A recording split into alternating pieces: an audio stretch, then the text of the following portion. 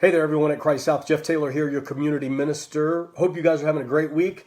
Just wanted to bring you up to date on our Bible study and where we're kind of going with that over the next month and a half. Due to the numbers rising with the coronavirus and we're getting around the holiday season, we have decided that what we're going to do is change up the Bible study.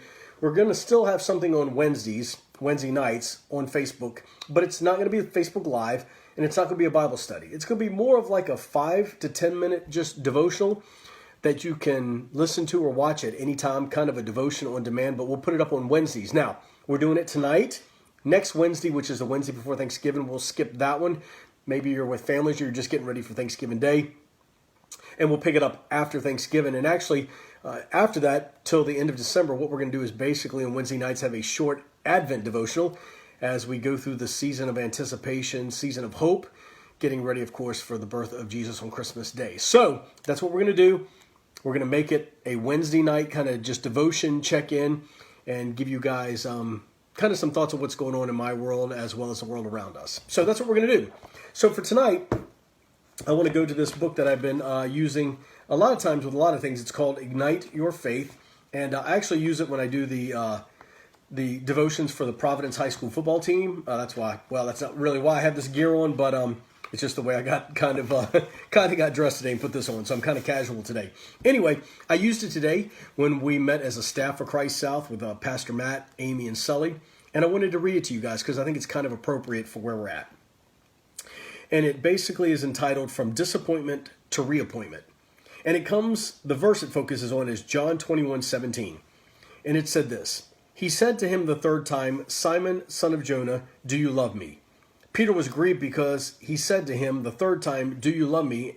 And he said to him, Lord, you know all things, and you know that I love you. And Jesus said to him, feed my sheep. Now there's a quote right after that comes from Tim Tebow. And he said this at one point in his life, the lows are disappointing, but that makes the high much sweeter than what drives me.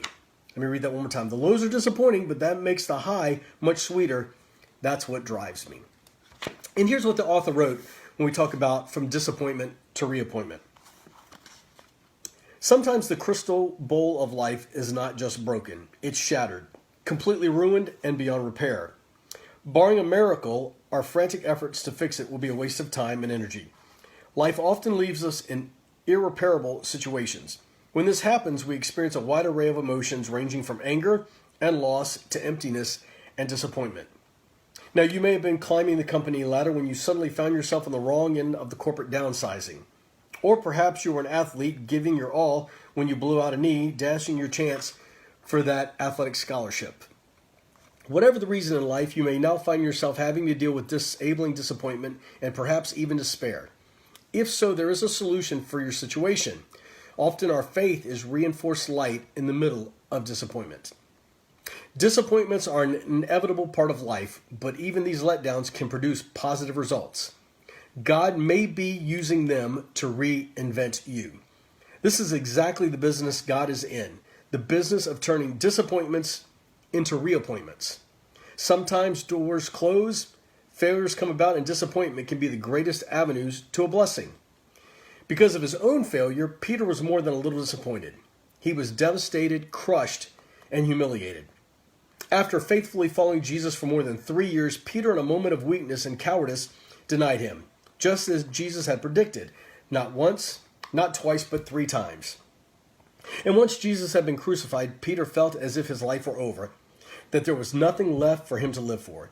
The only solution was to hide out, wallow in his depression, and try to figure out what to do with the rest of his life he had made. Then something happened. It was the resurrection. When Peter came face to face with the risen Christ, another miracle happened. Peter the denier became Peter the apostle.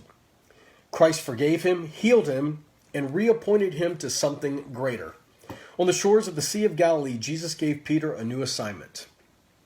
So when they had eaten breakfast, Jesus said to Simon Peter, Simon, son of Jonah, do you love me more than these? He said to him, Yes, Lord, you know that I love you. Jesus said to him, Then feed my lambs. He said to him again and a second time, Simon, son of Jonah, do you love me? And he said to him, Yes, Lord, you know that I love you. Jesus said to him, Tend my sheep. He said to him the third time, Simon, son of Jonah, do you love me? Peter was grieved because he had said to him the third time, "Do you love me?" And he said to him, "Lord, you know all things. You know that I love you." Jesus said to him, "Then feed my sheep." The rest of the story is that Peter accepted his new assignment and became a pillar of the early church that transformed the face of the earth.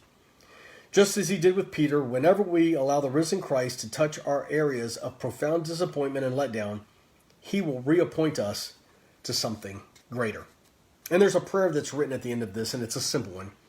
It says, "God, I choose to trust that as I surrender my disappointments to you, you will turn them into reappointments." I know there's crazy things going on in our lives right now. I know that there's some disappointments. But I truly believe, from what we've just read in that devotion and the title of it, God takes disappointments and turns them into reappointments. How do we focus on that? What is our outlook? Do we view disappointments as just another failure, as something that knocks us down? Or do we look at disappointments as a chance for God to reappoint us, for God to shift us one way or the other? Churches can't meet right now. Schools aren't open right now. I know a lot of times we're sitting there going, what is going on? Maybe, just maybe, God is taking all of this, all of these disappointments, and doing something with us, reappointing us to something else. So, as I said, we're going to take next Wednesday off, and then after Thanksgiving, we'll start a new Wednesday night devotion, very short devotion around the Advent season, and we'll take that through the end of December, and then we will go from there. So, blessings to you guys. Make sure you check us out on Sunday morning for worship. Have a great rest of the week. And as Pastor Matt always says, remember that you are loved, you are loved, you are loved. Peace and blessings. We'll talk to you soon.